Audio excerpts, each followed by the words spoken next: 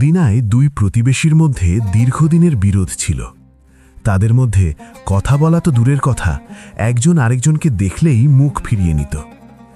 রমজান মাস শুরু হলে তাদের একজন প্রতিদিন ইফতারের সময় নবী করিম সাল্লাল্লাহু আলাইহি ওয়াসাল্লামের কথা স্মরণ করতেন। সম্পর্ক ছিন্নকারী জান্নাতে প্রবেশ করবে না, এই কথা তার হৃদয়কে নাড়া দিল। একদিন সাহস করে তিনি তার শত্রুর দরজায় গিয়ে বললেন, ভাই, রমজানের বরকতের জন্য আমি তোমাকে ক্ষমা করে দিলাম। অন্য ব্যক্তি এই আচরণে অবাক হয়ে গেল, তার চোখে পানি চলে এলো। সে বলল, তুমি আমাকে লজ্জিত করলে, আমিও তোমাকে ক্ষমা করলাম। সেই দিন থেকে তাদের শত্রুতা বন্ধ হয়ে যায় এবং তারা পরস্পরের সাহায্য করতে শুরু করে।